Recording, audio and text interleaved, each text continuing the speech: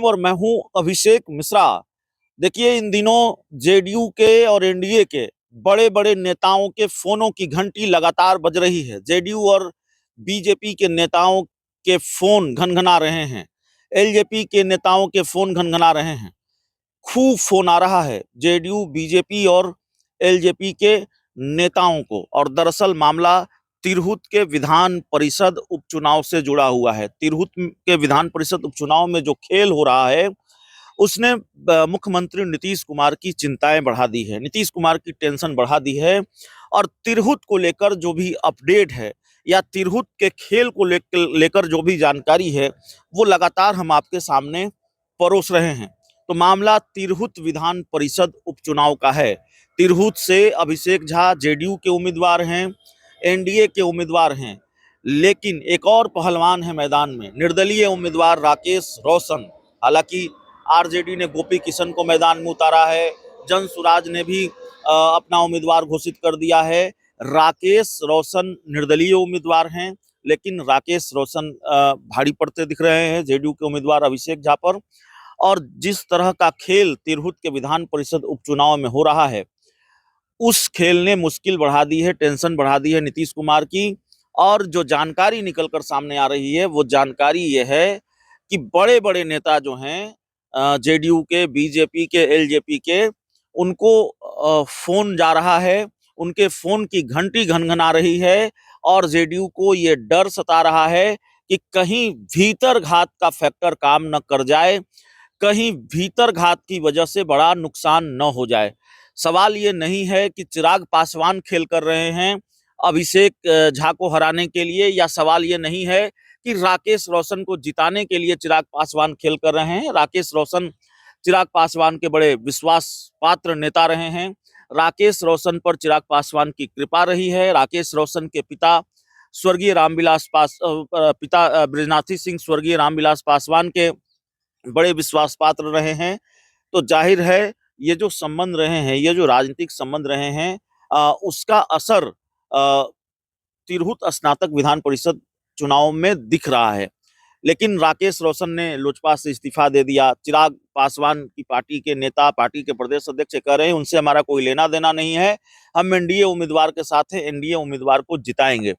लेकिन कई बड़े नाम हैं, लोक जनशक्ति पार्टी के नेताओं के बारे में कहा जा रहा है वो खुलकर राकेश रोशन के साथ हैं। लेकिन इसके साथ ही विपक्ष की कुछ पार्टियां या विपक्ष के कुछ नेता भी, विपक्षी पार्टियों के कुछ नेता भी और सत्ताधारी पार्टियों के कुछ नेता भी राकेश रोशन का साथ दे रहे हैं। और जैसे ही ये खबर आई है उसके बाद बेचैनी बढ़ गई है, खलबली बढ़ गई है एनडीए खेमे में और खासकर जेडीयू खेमे में।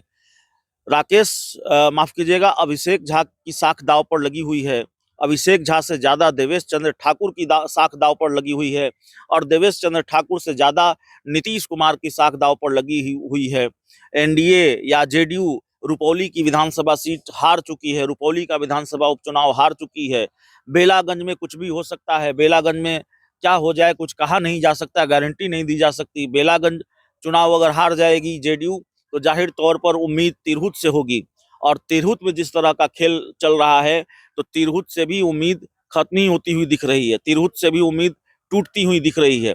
तो जाहिर तौर पर हर हाल में नीतीश कुमार अपनी साख बचाना चाहते हैं।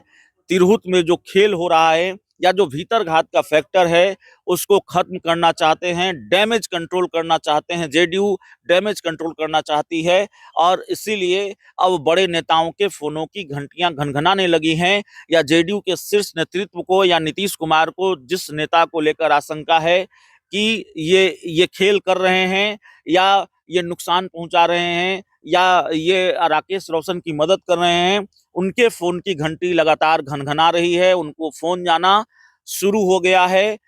अब डैमेज कंट्रोल हो पाएगा कि नहीं हो पाएगा ये बड़ा मुश्किल है। और सवाल सिर्फ ये नहीं है कि जेडीयू, एलजेपी और बीजेपी के नेता राकेश रोशन को हराने के लिए खेल कर रहे हैं।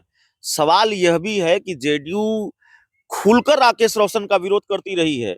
जेडीयू अभिषेक झा और देवेश चंद्र ठाकुर के सामने ही वैशाली में किसी एक कार्यक्रम में जेडीयू के नेताओं ने, जेडीयू के कुछ कार्यकर्ताओं ने कह दिया कि हम आपका रुपौली वाला हाल कर देंगे, हम आपको चुनाव हरवा देंगे। तो ये मुसीबत है जनता दल यूनाइटेड के लिए, ये नीतीश कुमार की पार्टी की मुसीबत है, ये समस्या है दरअसल।